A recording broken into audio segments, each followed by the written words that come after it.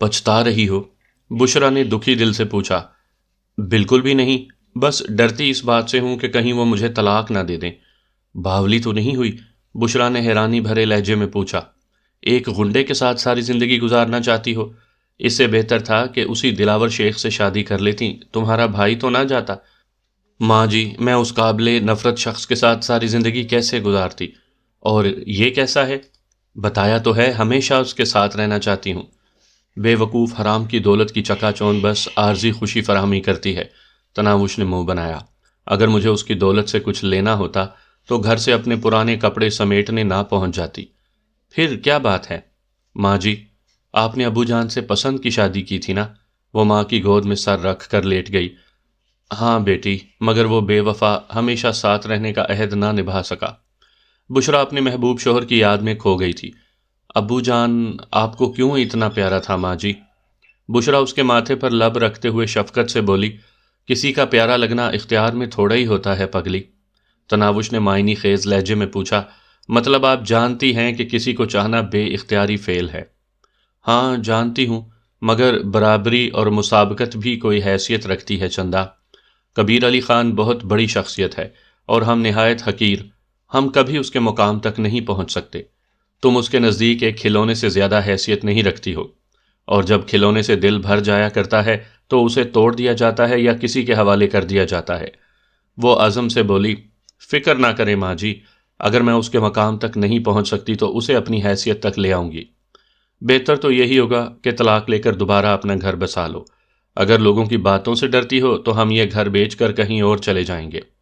اب تو یوں بھی اس موذی دلاور شیخ سے جان چھوٹ گئی ہے۔ ماں جی، شریف لڑکیاں طلاق کا مطالبہ نہیں کیا کرتیں۔ بشرا ہنسی، ٹھیک ہے جی، شریف لڑکی نہ کرے مطالبہ، بدماش لڑکا خود ہی طلاق دے دے گا۔ بد دعائیں تو نہ دیں ماں جی۔ اچھا کچھ نہیں کہتی میری گڑیا، یہ بتاؤ کھانا کھاؤ گی کہ نہیں؟ میرا تو دل نہیں چاہ رہا تھا اس لیے کچھ بھی نہیں بنایا، اگر تمہارا دل کر رہا ہے تو کچھ اچھا بنا لیتی ہوں۔ ہاں بالکل کھاؤں گی، کوئی اچھی سی سبزی بنا لیں، اتنی دیر میں اپنا سامان سمیٹ لوں۔ سامعین کرام، آپ سن رہے ہیں ایک دلچسپ اردو کہانی جس کا نام ہے رکھیل۔ یہ اس سلسلے کی قسط نمبر 7 ہے۔ مجھے امید ہے آپ کو میری یہ کاوش پسند آ رہی ہوگی۔ آپ نے اگر ابھی تک میرا چینل کہانی گھر سبسکرائب نہیں کیا تو ابھی میرے چینل کو سبسکرائب کر کے بیل نوٹیفیکیشن آن کر لیجئے تاکہ آنے والی ہر نئی کہانی کی اطلاع بر وقت آپ تک پہنچ سکے۔ ماں جی، وہ پرانا موبائل فون کدھر ہے؟ کیا کرنا ہے؟ بشرا نے باورچی خانے سے آواز دی۔ ساتھ لے کر جاؤں گی۔ تو اپنے والا لے جاؤ۔ نہیں، وہ آپ کے کام آئے گا۔ میرا خیال ہے وہ میرے والے ٹرنک میں پڑا ہوگا۔ اس کا پرانا موبائل فون کچھ زیادہ ہی پرانا تھا، مگر ماں سے رابطہ کرنے کے لیے اس نے ساتھ لے جانا مناسب سمجھا تھا۔ کبیر دادا کو وہ اپنی کسی بھی ضرورت کے متعلق نہیں بتانا چاہتی تھی۔ ماں کے کھانا بنانے سے پہلے ہی وہ اپنا مختصر سا سامان لپیٹ چکی تھی۔ اس کا کتابوں والا بیگ اتنا بڑا نہیں تھا کہ وہ سامان اس میں سما سکتا، مجبوراً اسے شاپروں ہی میں تمام سامان ڈالنا پڑا۔ اپنی کتابیں بھی اس نے ساتھ رکھ لی تھی۔ امتحانات قریب تھے، داخلے جا چکے تھے۔ کبیر دادا سے بات کر کے وہ 12ویں کا امتحان تو دے ہی سکتی تھی۔ اپنے کام سے فارغ ہو کر وہ ماں کے پاس باورچی خانے میں گھس کر اس کا ہاتھ بٹانے لگی۔ کھانا کھا کر وہ جانے کے لیے تیار تھی۔ ڈرائیور کو دیا ہوا وقت بھی پورا ہو چکا تھا۔ ٹھیک 3 گھنٹے بعد گھر کے باہر ہارن کی آواز سنائی دی۔ ماں سے الوداعی پیار لے کر وہ دروازے کی طرف بڑھ گئی۔ ڈرائیور اسے گھر سے برآمد ہوتے دیکھ کر کار سے نکلا اور جلدی سے عقبی دروازہ کھول دیا۔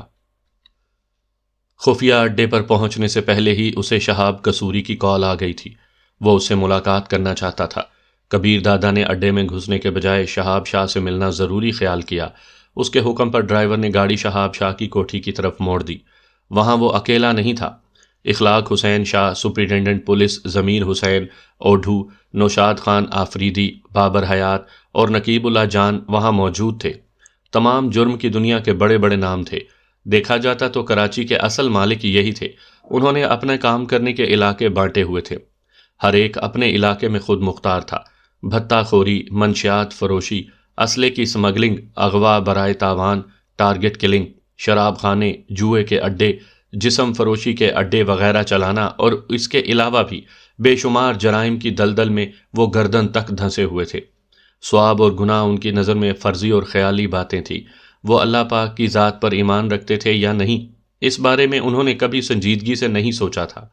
وہ تمام ڈرائنگ روم کے بجائے ملاقات کے کمرے میں ایک لمبی میز کے گرد بیٹھے تھے۔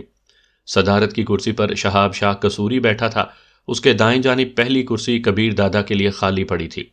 کبیر دادا کی بغل میں ایس پی بیٹھا تھا، جبکہ اس کے سامنے نوشاد خان آفریدی اور اس کی بغل میں اخلاق حسین شاہ براجمان تھا۔ کچھ کرسیاں خالی پڑی تھیں، یقیناً وہاں تمام لوگ حاضر نہیں تھے۔ شاید کوئی خاص مسئلہ ہے جو اتنے معززین جمع ہیں، کبیر دادا نے اندر داخل ہوتے مزاحیہ انداز میں کہا اور اپنی نشست پر بیٹھ گیا۔ اس کی بات پر سوائے شہاب کے کسی اور کے چہرے پر مسکراہٹ نہیں ابھری تھی۔ ان کے سامنے دھرے خالی گلاس اس بات کو ظاہر کر رہے تھے کہ وہ بیٹھک کافی دیر سے جاری تھی۔ ایک کونے میں لگی میز پر مختلف رنگوں کی بوتلیں موجود تھیں، جن میں سنہری، کالے، ارغوانی اور سرخ رنگ کی بوتلیں دھری تھیں۔ جس کسی کو حاجت ہوتی وہ خود ہی اٹھ کر اپنا گلاس بھر لیتا۔ تو تمام کو خاموشی پر رضامند پا کر وہ شہاب کی طرف متوجہ ہوا۔ شہاب نے پوچھا، آپ نہیں جانتے؟ کبیر دادا بیزاری سے بولا، بلایا ہے تو بات کرنا آپ کا بنتا ہے۔ 2 ٹکے کی چھوکری کے لیے ایک معزز شخص کی توہین کی گئی ہے۔ اس کے سامنے بیٹھے نوشاد خان آفریدی نے غصہ چھپانے کی کوشش نہیں کی تھی۔ ایک لمحے کے لیے غصے کی تیز لہر نے کبیر دادا کو اپنی لپیٹ میں لے لیا تھا، مگر پھر اس نے خود پر قابو پا لیا۔ نوشاد آفریدی کی آنکھوں میں آنکھیں ڈالتے ہوئے وہ تیکھے لہجے میں بولا، سنا ہے تم نے 2 ٹکے کی 2 عورتوں کو گھر میں رکھا ہوا ہے۔ اگر ان میں سے کسی ایک کو کوئی معزز پکڑ کر لے جائے تو یقیناً خیر سگالی کے طور پر تم دوسری بھی اس کے پاس بھجوا دو گے۔ کبیر دادا، منہ سنبھال کر بات کرو۔ نوشاد آفریدی غصہ کنٹرول نہیں کر سکا تھا۔ وہ میری بیویاں ہیں۔ کبیر دادا نے طنزیہ لہجے میں پوچھا، تو میں نے کھوتی پال رکھی ہے؟ وہ ایک رکھیل ہے، بازاری عورت۔ دلاور شیخ پچھلے 2 سال سے اسے استعمال کر رہا تھا، اور سنا ہے گزشتہ رات قاور شیخ بھی مرنے سے پہلے اس سے بہرامند ہو چکا تھا۔ نوشاد کا لہجہ خاصا استہزائیہ تھا۔ نغمہ بیگم 3 سال تک ماڈل رہی۔ اس دوران درجنوں باہر سے آنے والے سرکاری مہمانوں کو پیش ہوتی رہی، اور اب وہ تمہاری نیک پروین بیوی بن گئی ہے۔ کبیر دادا نے اس کی دوسری بیوی کی خفیہ زندگی کے راز آشکارا کیے۔ شہاب صاحب، ہم یہاں بے عزت ہونے کے لیے نہیں آئے۔ نوشاد آفریدی شہاب کی طرف متوجہ ہوا۔ کبیر دادا پلیز۔ شہاب خان کا لہجہ مفاہمت سے پر تھا۔ شہاب صاحب، نوشاد کی زبان کو بھی لگام دو۔ وہ میری منکوہا ہے، اور اس کے بارے میں اگر یہ بکواس کرے گا تو ایسا تو سننے کو ملے گا۔ کبیر دادا، آپ خود شہاب شاہ صاحب کے سامنے اعتراف کر چکے ہیں کہ اس لڑکی کو آپ چند دن کے لیے ہی گھر لے کر آئے ہیں۔ جب کسی دوسرے کی بیوی کے متعلق بات کرتے وقت یہ سوچ لیں کہ تمام نے مستقل بنیاد پر شادی کی ہوئی ہے۔ اس مرتبہ ایس پی ضمیر حسین اسے مخاطب ہوا تھا۔ ایس پی صاحب، میں اسے ایک دن اپنے پاس رکھوں یا ہمیشہ، یہ میرا ذاتی فعل ہے، اور کسی سورما کو میں یہ اجازت نہیں دے سکتا کہ وہ میری عزت پر ہاتھ ڈالے۔ اخلاق حسین کی خوش قسمتی ہے کہ اس نے خود اس لڑکی کو ہاتھ نہیں لگایا، ورنہ یقیناً آج شکایت لے کر یہاں اس کا جانشین بیٹھا ہوتا۔ کبیر دادا، ہم نے بھی چوڑیاں نہیں پہنی۔ اخلاق حسین شاہ بھڑک اٹھا تھا۔ کبیر دادا نے اطمینان بھرے انداز میں کہا، نہیں پہنی تو پہنا دوں گا، اور پہناؤں گا بھی دھات کی، تاکہ توڑ کر ہاتھوں سے نکالی نہ جا سکیں۔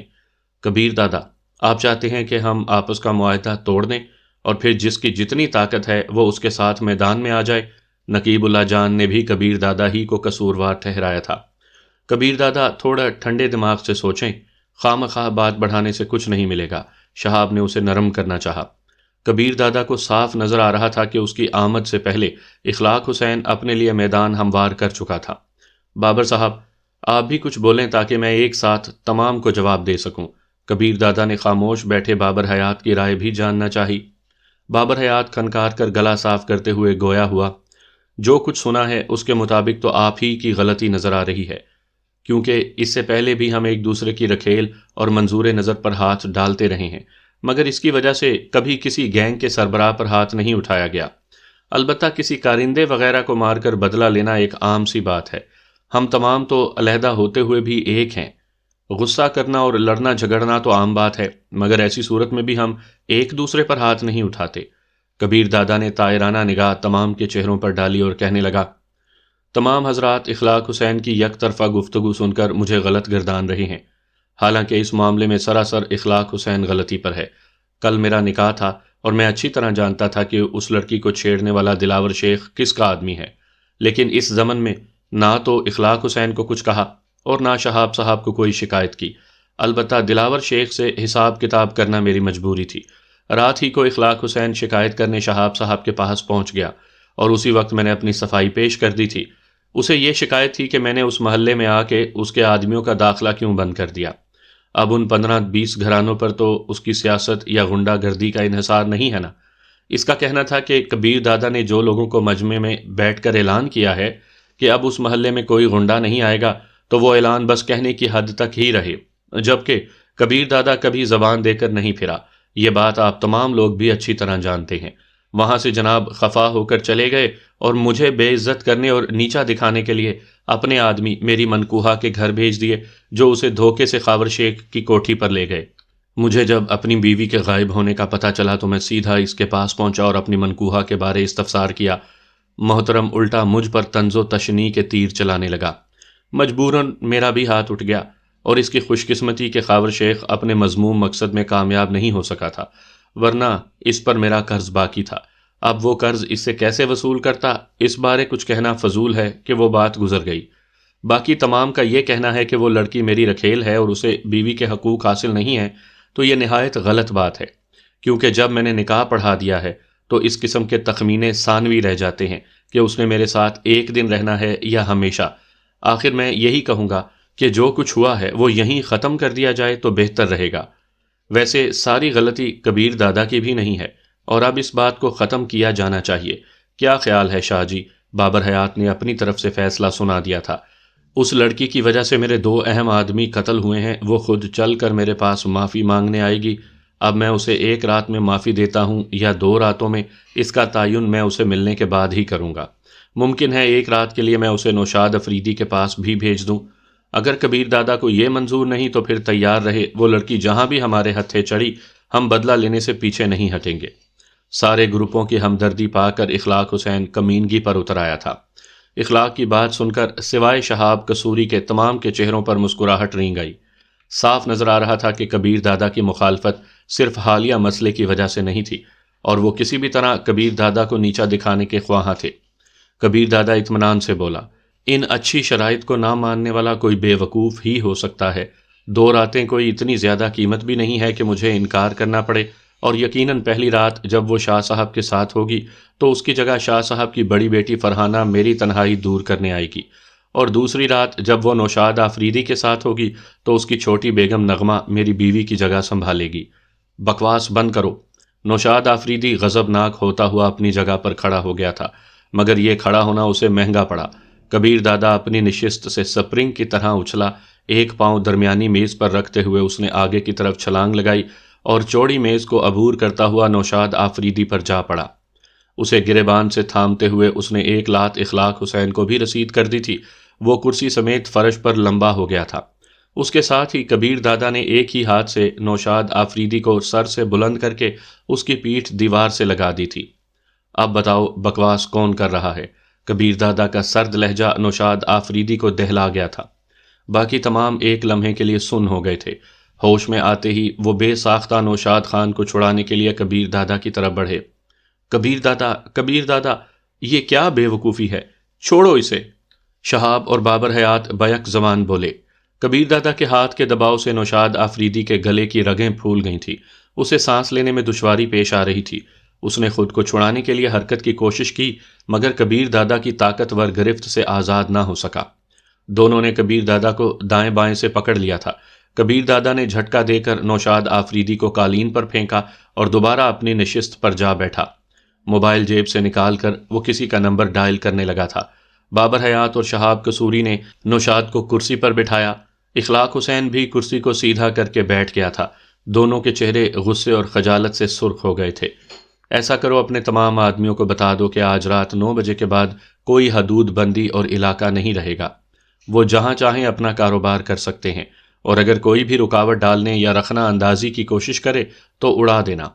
1 لمحہ خاموش رہ کر اس نے مخالف کی بات سنی اور پھر کہا، ہاں، آج رات 9 بجے کے بعد، اس سے پہلے نہیں۔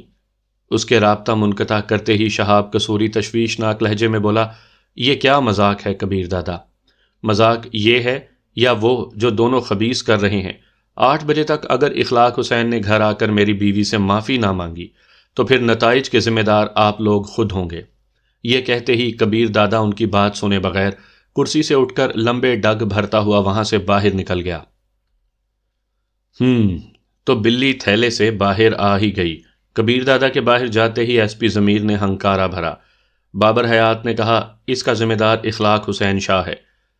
اس کی آمد سے پہلے ہی یہ طے ہوا تھا کہ وہ لڑکی مجھ سے معافی مانگنے آئے گی۔ اب مجھے متون کیوں ٹھہرا رہے ہو؟ بابر حیات نے تلخی سے کہا، کیونکہ یہ بات شہاب صاحب نے اسے کہنی تھی، اور بات لڑکی کے معافی مانگنے کی تھی، اس کے ساتھ رات گزارنے کی نہیں۔ اچھا، اب آپس میں نہیں لڑ پڑنا۔ نقیب اللہ جان نے انہیں بحث سے روکا۔ یہ اچھا نہیں ہوا، ہمیں کبیر دادا کو منانا پڑے گا۔ شہاب قصوری نے زبان کھولی۔ ہم ڈرتے نہیں اس سے، اور اکیلا اس کا گینگ تمام کا مقابلہ تو نہیں کر سکتا۔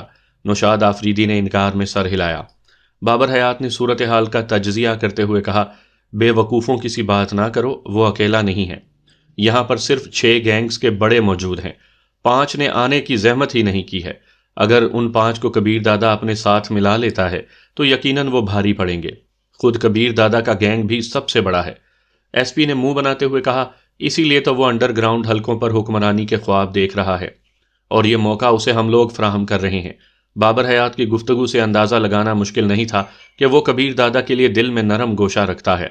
نوشاد آفریدی نے تلخی سے کہا، بابر صاحب، آپ اسے کچھ زیادہ ہی اہمیت دے رہے ہیں۔ بابر ٹھیک کہہ رہا ہے۔ شہاب قصوری نے بابر کی طرفداری کرتے ہوئے کہا، آپ لوگوں میں سے ایک بھی ایسا نہیں ہے جو کبیر دادا کا مقابلہ کر سکے۔ اس کا گینگ بھی سب سے بڑا ہے، اور میرا خیال ہے کہ اس سے پہلے اس نے کبھی ایسا کام نہیں کیا جس کی وجہ سے ہم اس پر شک کر سکیں کہ وہ سب کا بڑا بننا چاہتا ہے۔ ایس پی نے شہاب قصوری کی بات سے اتفاق نہ کرتے ہوئے کہا، شمشیر دادا کے جانے کے بعد اس نے کچھ زیادہ ہی پرپرزے نکالنے شروع کر دیے ہیں، اور آپ اس کی طرفداری نہ کریں، وہ آپ ہی کی جگہ لینا چاہتا ہے۔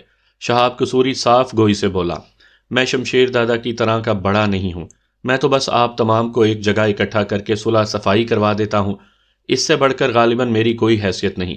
باقی جہاں تک میری جگہ سنبھالنے کا تعلق ہے تو آج تک کبیر دادا نے ایسی کوئی حرکت نہیں کی۔ وہ شمشیر دادا کا شاگرد ہے، اور شمشیر دادا ہی نے یہ سربراہی میرے حوالے کی تھی۔ اگر شمشیر دادا کو چند روز کے لیے بلا لیں، نوشاد آفریدی نے مشورہ دیا۔ بابر حیات بولا، اسے بمبئی کی ہوا راس آ گئی ہے، یقیناً وہ یہاں لوٹنا نہیں چاہے گا، تو پھر ان حالات سے کیسے نپٹا جائے؟ خاموش بیٹھے نقیب اللہ جان نے زبان کھولی۔ میرا تو خیال ہے کہ فی الحال اخلاق حسین کو مصالحت کی کوشش کرنی چاہیے، خواہ مخواہ جھگڑا بڑھانے سے کچھ حاصل نہیں ہوگا۔ اگر ہم تمام نے مل کر کبیر دادا کے گینگ کا خاتمہ کر بھی دیا، تب تک وہ بھی ہمیں ناقابل تلافی نقصان پہنچا چکا ہوگا۔ بابر حیات نے مشورہ دیا۔ بابر صاحب صحیح کہہ رہے ہیں۔ نقیب اللہ جان نے بابر کی تائید میں سر ہلایا۔ آپ کا کیا خیال ہے؟ شہاب قصوری نے ایس پی سے مشورہ چاہا۔ ایس پی ضمیر اوڈھو گلا کھنکارتے ہوئے بولا، ویسے فی الحال ہم کسی قسم کے جھگڑے کی حالت میں نہیں ہیں، اور وہ بغیرت اس چھوکری کے پیچھے باولا ہوا ہے۔ شہاب نے نوشاد آفریدی کی جانب دیکھا۔ فی الحال اس کا مطالبہ پورا کر دیتے ہیں، لیکن میں کوشش کروں گا کہ شمشیر دادا کو چند روز کے لیے بلوا لوں۔ جب تک میں کبیر دادا کو مزہ نہ چکھا لوں مجھے آرام نہیں آئے گا، خاص کر اس کی رکھیل کو تو میں نہیں چھوڑوں گا۔ شاہ جی، اب سب کچھ آپ پر منحصر ہے۔ شہاب قصوری اخلاق حسین کی طرف متوجہ ہوا۔ اخلاق حسین نے طنزیہ لہجے میں کہا، گویا سب کا یہی فیصلہ ہے کہ میں اس 2 ٹکے کی چھوکری سے معافی مانگوں۔ فیصلہ نہیں، مشورہ، شہاب قصوری نے تصحیح کی۔ ایک ہی بات ہے، اخلاق حسین نے منہ بنایا۔ آپ اپنی بات کریں، اگر آپ کی نظر میں کوئی اور تجویز ہے تو بتائیں۔ شہاب قصوری نے گیند اس کے کورٹ میں پھینکی۔ اس کے علاوہ تو یہی حل رہ جاتا ہے کہ اپنے اپنے گینگ کو تیاری کا حکم دے دیں، کل صبح تک فیصلہ ہو جائے گا کہ کس کا کتنا نقصان ہوا ہے۔ میں اس چھوکری کو چھوڑوں گا تو نہیں، اخلاق حسین نے دانت پیسے۔ شہاب قصوری بولا، وہ بعد کا مسئلہ ہے، یوں بھی یہ تب ہی ممکن ہوگا جب آپ کبیر دادا سے بڑا گینگ بنا لیں گے، البتہ وہ اس لڑکی کو خود سے علیحدہ کر دے تب دوسری بات ہے، اور اس وقت میرا خیال ہے کہ اس کا کوئی فائدہ نہیں ہوگا۔ فائدہ نقصان تو میں نہیں جانتا، لیکن میں نے اسے کوٹھے پر نہ بٹھا دیا تو اخلاق حسین نہ کہنا۔ بابر حیات نے پوچھا، شاہ جی، مستقبل کے منصوبوں کو رہنے دیں، فی الحال موجودہ مسئلے کا حل بتائیں۔ میں معذرت کر لوں گا، اخلاق حسین نے ایک لمحہ سوچنے کے بعد فیصلہ سنایا۔ ایک دم تمام کے چہرے پرسکون ہو گئے۔ شہاب قصوری نے تحسین آمیز لہجے میں کہا، شکریہ شاہ جی، ہمیں آپ سے اسی دانش مندی اور ظرف کی توقع تھی، یہ پسپائی نہیں، عارضی طور پر جنگ کو ٹالنے کی صحیح ہے۔ نوشاد آفریدی دانت پیستے ہوئے بولا، دیکھ لینا جلد ہی کبیر دادا کو اس کا مزہ چکھنا پڑے گا۔ اس چھوکری کو اگر بھرے مجمع میں بے لباس نہ کیا تو غنڈہ گردی چھوڑ دوں گا۔ باقی بھی اخلاق حسین کے فیصلے کو اپنے اپنے انداز میں سراہنے لگے۔ کبیر دادا کو دیکھتے ہی عظیم نے جلدی سے دروازہ کھول دیا تھا۔ اس کا چہرہ غصے سے لال بھبکا ہو رہا تھا۔ عظیم کو اندازہ لگانے میں دیر نہ لگی کہ کوئی بہت بڑا مسئلہ ہو گیا ہے۔ نہ معلوم اسے کیوں اس سب کے پیچھے کبیر دادا کی نئی دلہن ہی دکھائی دے رہی تھی۔ نشست سنبھالتے ہی کبیر دادا نے کہا، گھر چلو، اور ڈرائیور نے سر ہلاتے ہوئے گاڑی آگے بڑھا دی۔ چوکیدار نے کار کو حرکت کرتے ہوئے دیکھ کر دروازہ کھول دیا تھا۔ 2-3 منٹ کی خاموشی کے بعد اس نے جھجکتے ہوئے پوچھا، آپ کا 9 بجے والا حکم کارکنوں تک پہنچا دوں؟ فی الحال نہیں، اگر ایسا کرنا ہوا تو بتا دوں گا۔ اس کے بعد گھر آنے تک خاموشی چھائی رہی۔ کار کے رکتے ہی عظیم عقبی نشست کا دروازہ کھولنے کے لیے جلدی سے باہر نکلا، مگر کبیر دادا نے اس کا انتظار نہیں کیا تھا۔ دادا، آرام کریں گے یا کہیں اور جانا ہے؟ آرام کرو، یہ کہہ کر اس نے اندر کی جانب قدم بڑھا دیے۔ نہ چاہتے ہوئے بھی اس کی متلاشی نگاہیں تناوش کو ڈھونڈنے لگیں۔ شاید وہ سو رہی تھی، ورنہ گاڑیوں کے اندر آنے پر وہ لازماً باہر نکلتی۔ اسے کمرے میں بھی موجود نہ پا کر قریب دادا کا پارا ایک دم بلند ہو گیا تھا۔ گھنٹی بجا کر اس نے کام والی کو بلایا۔ جی صاحب جی، راحت خالہ نے اندر داخل ہوتے ہوئے پوچھا، تناوش کہاں ہے؟ راحت خالہ نے حیرانی سے جواب دیا، گھر تک گئی ہے صاحب جی۔ اس کی حیرانی بجا بھی تھی کہ اس سے پہلے کبیر دادا نے کبھی کسی لڑکی کے متعلق استفسار نہیں کیا تھا، چاہے وہ ایک رات گزار کر جانے والیاں ہوں، چاہے 2-3 دن وہاں گزارنے والیاں ہوں۔ اسے ہاتھ سے جانے کا اشارہ کرتے ہوئے وہ صوفے پر بیٹھا اور موبائل فون جیب سے نکال کر تناوش کا نمبر ملانے لگا، مگر پھر کسی سوچ کے تحت اس نے گھنٹی جانے سے پہلے رابطہ منقطع کر کے دوبارہ کام والی کو بلانے کے لیے گھنٹی بجا دی۔ راحت خالہ دوبارہ اندر آئی۔ جی صاحب جی، وہ گھر تک کیسے گئی ہے؟ الہی بخش چھوڑنے گیا تھا صاحب۔ ٹھیک ہے جاؤ۔ اسے جانے کا کہہ کر اس نے دونوں ہاتھوں سے اپنا سر تھاما۔ 2-3 منٹ سوچنے کے بعد وہ کسی کا نمبر ملانے لگا۔ آداب کبیر دادا۔ دوسری گھنٹی ہی پر کال وصول کر لی گئی تھی۔ یار پاشا، شام کو 9 بجے میرے پاس آ سکتے ہو؟ کبیر دادا، شرمندہ نہ کیا کریں، آپ کے حکم سے سرتابی کا تو میں سوچ بھی کیسے سکتا ہوں۔ وہ مزید بولا، کاشف راجپوت، اسد خان، شیر خان اور فصیح الدین کو بھی ساتھ لیتے آنا۔ پاشا ہنسا، کوئی میٹنگ وغیرہ ہے یا دعوت کر رہے ہیں؟ وہ صاف گوئی سے بولا، کوئی ضروری بات ہے۔ ویسے اڑتی اڑتی خبریں تو مجھ تک پہنچ گئی ہیں، سنا ہے شادی وادی کے چکروں میں پڑ گئے ہیں۔ باقی کی تفصیل ملنے پر ہوگی۔ ٹھیک ہے دادا، جلد ہی ملیں گے۔ پاشا نے رابطہ منقطع کر دیا۔ اس نے موبائل فون ایک طرف پھینکا اور صوفے کی پشت پر سر ٹیکتے ہوئے آنکھیں بند کر لی۔ اسی وقت دروازہ کھلنے کی آواز پر وہ اس طرف متوجہ ہوا۔ تناوش ہاتھ میں سامان پکڑے اندر داخل ہو رہی تھی۔ کہاں گئی تھی تم؟ ایک جھٹکے سے سیدھا ہوتے ہوئے وہ دھاڑا۔ اسے غصے میں پا کے تناوش ہکا بکا رہ گئی تھی۔ میں گھر تک گئی تھی۔ اس کا غصہ تناوش کی سوچ سے ماورا تھا۔ کس سے پوچھ کر؟ اور ایک دن میں تمہیں ماں کی یاد ستانے لگی؟ مجھے پوچھنے کا خیال نہیں رہا، سوچا تھا آپ کی آمد سے پہلے واپس لوٹ آؤں گی، مگر آپ کچھ جلدی لوٹ آئے ہیں۔ تمہیں میری روزمرہ کا کیا پتا؟ وہ ابھی تک غصے میں تھا۔ تو کیا ہو گیا ہے، گھر تک ہی گئی تھی۔ بے پرواہی سے کہتے ہوئے اس نے ہاتھ میں پکڑا سامان کرسی پر رکھا اور اس کے قریب آ گئی۔ یہ بکواس اس لیے کر رہی ہو کہ تمہیں صورتحال کا علم نہیں اور یہ پتہ نہیں ہے کہ میرے کتنے دشمن ہیں جو تمہیں نقصان پہنچا سکتے ہیں۔ اف اللہ جی، اتنی فکر مندی، شوخی بھرے لہجے میں کہتے ہوئے وہ قالین پر بیٹھ کر اس کے بوٹ کھولنے لگی۔ ایک دم کبیر دادا کو لگا کہ اس کا غصہ کرنا اور تشویش کا اظہار واقعی یہ ظاہر کر رہا تھا کہ اسے تناوش کی فکر تھی، لیکن اس بات کا اقرار کرنا اس کے لیے ممکن نہیں تھا۔ وہ فوراً غصے کا اظہار کرتے ہوئے بولا، فکر کرتی ہے میری جوتی، اور تمہیں کس نے کہا ہے کہ میرے بوٹ اتارو؟ وہ اطمینان سے بولی، کیونکہ آپ اس وقت آرام کرتے ہیں، 7 بجے تک لیٹتے ہیں، 8 بجے ڈنر کر کے گھر سے نکل جاتے ہیں، واپسی رات کے 1-2 بجے تک ہوتی ہے، کبھی کبھی پوری رات نہیں آتے۔ کیا خیال ہے آپ مجھے اپنی روزمرہ نہیں بتائیں گے تو میں کسی اور سے بھی نہیں پوچھوں گی؟ یہ کہتے ہوئے وہ مسکرائی۔ آج پتہ نہیں کیوں جلدی لوٹ آئے ہیں، شاید نئی نویلی دلہن کی یاد ستانے لگ گئی تھی، اسی وجہ سے غصہ بھی کر رہے ہیں کہ میں کہاں گئی تھی، ہے نا؟ اس نے بیزاری بھرے لہجے میں کہا، دماغ خراب نہ کیا کرو۔ اچھا نہیں کرتی دماغ خراب، اب غصہ تھوکیں اور آرام کرے۔ آج کے بعد پوچھے بغیر خوابگاہ سے بھی باہر قدم نہیں نکالوں گی۔ جوتے اتار کر وہ اس کی ٹائی کی گرا ڈھیلی کرنے لگی۔ مجھے تمہارے مشورے کی ضرورت نہیں ہے، اسے ایک طرف ہٹا کر وہ ڈریسنگ روم کی طرف بڑھ گیا، مگر وہ اس کی بیزاری کو خاطر میں لائے بغیر اس کے ساتھ ہی چل پڑی۔ میرا خیال ہے میں بچہ نہیں ہوں، لباس تبدیل کر لوں گا۔ اسے اپنے ساتھ ڈریسنگ روم میں گھستا دیکھ کر وہ جھلا گیا تھا۔ وہ شوخی سے بولی، ہاں بچے تو نہیں ہیں، مگر اتنے بڑے بھی نہیں ہوئے کہ آپ پر دھیان دینا چھوڑ دوں۔ دوں گا ایک۔ کبیر دادا نے اسے ڈرانے کے لیے تھپڑ تولا۔ سچ میں؟ الماری سے سلیپنگ سوٹ نکال کر اسے تھامتے ہوئے اس نے شوخی سے آنکھیں مٹکائیں۔ کبیر دادا اسے گھور کر رہ گیا تھا۔ گھورنا بند کریں اور بنیان بھی اتار لینا۔ اس دن آپ کو ملنے آئی تھی اسی بنیان میں، جناب آرام فرما رہے تھے۔ بڑی ماں کی طرح ایک اور نصیحت جھاڑتے ہوئے وہ باہر نکل گئی۔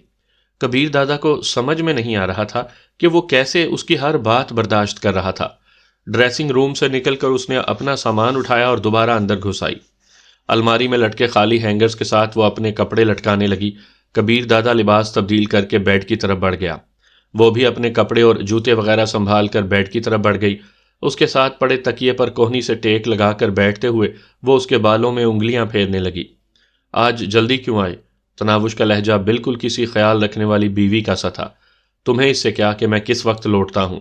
بتایا ہے نا، جو چند دن یہاں گزارنے ہیں اپنے کام سے کام رکھا کرو۔ یہ کہتے ہی اس نے تناوش کا ہاتھ سر سے دور دھکیلا۔ سونے دو مجھے۔ سلا ہی تو رہی ہوں نا۔ منہ بناتے ہوئے وہ دوبارہ اس کے سر میں انگلیاں پھیرنے لگی۔ وہ جھلاتے ہوئے بولا، لیکن میں اس کا عادی نہیں ہوں، مجھے اس طرح نیند نہیں آئے گی۔ وہ اطمینان بھرے لہجے میں بولی، تو جب تک میں یہاں ہوں عادت ڈال لیں۔ وہ بپھرتے ہوئے بولا، میرا خیال ہے تمہیں آج ہی واپس بھیجنا پڑے گا۔ اس نے شوخی بھرے لہجے میں پوچھا، کیا تنگ نہیں کروں گی تو واپس نہیں بھیجیں گے؟ اپنا ہاتھ اس نے پیچھے نہیں ہٹایا تھا۔ وہ لہجے میں تلخی سموتے ہوئے بولا، کم از کم آج تو نہیں بھیجوں گا۔ دھمکیاں نہ دیں، یہ لیں، نہیں کرتی تنگ۔ منہ بسورتے ہوئے وہ پیچھے ہو کر گھٹنوں میں سر دے کر بیٹھ گئی۔ کبیر دادا نے آنکھیں کھول کر اس کی طرف سر گھمایا۔ وہ چھوٹی سی بچی کی طرح گھٹنوں پر سر ٹیکے منہ بنائے بیٹھی تھی۔ کبیر دادا کے ہونٹوں پر ہنسی نمودار ہوئی۔ وہ اس کی حالت دیکھ کر محظوظ ہوتے ہوئے بولا، تمہارے روٹھنے سے مجھے کوئی فرق نہیں پڑے گا۔ گہری سیاہ آنکھوں میں اداسی بھرے وہ اس کی طرف متوجہ ہوئی۔ کسی کی بے بسی کا مذاق نہیں اڑاتے۔ کبیر دادا کے دل کو کچھ ہونے لگا تھا۔ اچھا جو کرنا ہے کرو، ٹسوے بہانے کی ضرورت نہیں۔ باقی آج نہیں تو کل تمہیں جانا تو پڑے گا۔ کل کی کل دیکھی جائے گی۔ خوشی سے چہکتے ہوئے اس نے دوبارہ تکیے پر کوہنی ٹیکی اور اس کی ملائم انگلیاں کبیر دادا کے بالوں میں سرسرانے لگیں۔ کس وقت جگاؤں؟ اس مرتبہ ناک بھون چڑھائے بغیر کبیر دادا نے جواب دیا، 7:30 تک جاگ جاتا ہوں۔ ٹھیک ہے، کہہ کر وہ اپنے کام میں لگ رہی۔ تھوڑی دیر بعد ہی کبیر دادا کے سانس بھاری ہوئے اور وہ نیند میں ڈوب گیا۔ عصر کی اذان سن کر وہ وضو کرنے غسل خانے میں گھس گئی۔ وضو کر کے اس نے ایک خالی کمرے میں جائے نماز بچھائی، جہاں کوئی تصویر وغیرہ ٹنگی ہوئی نہیں تھی، ورنہ تو ہر جگہ جنگل کے بادشاہ کی تصاویر لگی تھی۔ جائے نماز وہ گھر سے اٹھا لائی تھی۔ نماز پڑھ کر باورچی خانے میں گھستے ہوئے وہ راحت خالہ کا ہاتھ بٹانے لگی۔ ساتھ ساتھ وہ کبیر دادا کی پسند اور ناپسند وغیرہ کے بارے میں بھی راحت خالہ کو کریدتی رہی۔ باتوں ہی باتوں میں راحت خالہ کہنے لگی، بی بی جی سچ کہوں تو آپ کے ساتھ صاحب جی کا رویہ عجیب سا ہے۔ اس سے پہلے اس نے کبھی کسی خاتون کے بارے میں مجھ سے کبھی دریافت نہیں کیا۔ آج تو حقیقت میں اتنا غصے میں تھے کہ میں ڈر ہی گئی تھی۔ کیا پوچھ رہے تھے؟ تناوش کو راحت خالہ کی بات سن کر خوشی محسوس ہوئی تھی۔ یہی کہ کہاں اور کس کے ساتھ گئی ہے۔ پریشان سے نظر آ رہے تھے۔ خالہ آپ جانتی تو ہیں انہیں اپنے دشمنوں کی وجہ سے پریشانی رہتی ہے۔ راحت خالہ معنی خیز لہجے میں بولی، دشمن انہیں کیا کہہ سکتے ہیں، وہ تو بس آپ کی وجہ سے پریشان تھے۔ وہ خوشی سے چہکی، تو بیوی کے لیے شوہر کو پریشان ہونا پڑتا ہے نا خالہ۔ بی بی جی خفا نہ ہو تو ایک بات بولوں؟ کہو خالہ۔ وہ اس کی طرف متوجہ ہوئی۔ صاحب جی عورتوں کے معاملے میں مستقل مزاج نہیں ہے خالہ، جانتی ہیں آج تک آپ کے صاحب کو بیوی ملی ہی نہیں۔ بازاری عورتیں کسی مرد کی جسمانی خواہشات کو تو وقتی طور پر پورا کر دیتی ہیں، مگر وہ بیوی کی جگہ نہیں سنبھال سکتی۔ ایک مرد کو صرف بستر کے ساتھی کی ضرورت نہیں ہوتی، اس کی اور کئی ضروریات بھی ہوتی ہیں جنہیں ایک محبت کرنے والی بیوی ہی پورا کر سکتی ہے۔ بازاری اور ہر مرد کے بستر کی زینت بننے والی عورتوں کے لیے ممکن نہیں ہوتا کہ وہ مرد کے ناز نخرے برداشت کر سکیں۔ گویا آپ کو لگتا ہے کہ آپ صاحب کو اپنے ہاتھ میں کر لیں گی؟ راحت خالہ کے لہجے میں بے یقینی تھی۔ میں انہیں بیوی اور کرائے کی عورت کے فرق سے آگاہ کروں گی، باقی یہ ان پر منحصر ہے کہ وہ کیا فیصلہ کرتے ہیں۔ تناوش کے لہجے میں اداسی در آئی تھی۔ اللہ پاک آپ کو کامیاب کرے بی بی جی، وہ ممنونیت سے بولی۔ ایسی دعائیں تو کسی اپنے کے لیے کی جاتی ہیں خالہ، آپ میرے لیے اپنوں کی طرح ہی ہیں بی بی جی۔ راحت خالہ نے خلوص بھرے لہجے میں کہا۔ اگر اپنا سمجھتی تو بی بی جی نہ کہتی، بیٹی کہہ کر بلاتی۔ اپنی حیثیت جانتی ہوں نا۔ تناوش نے اس کے دونوں ہاتھ تھامتے ہوئے کہا، حیثیت کا تعین پیشے سے نہیں کردار سے ہوتا ہے خالہ جان۔ اللہ پاک آپ کو خوش رکھے بیٹی۔ راحت خالہ جذباتی ہو گئی تھی۔ شکریہ خالہ جان، اور معذرت خواہ ہوں کہ آج صبح میں نے آپ کو خواہ مخواہ ڈانٹ دیا، بس یوں ہی غصہ آ گیا تھا۔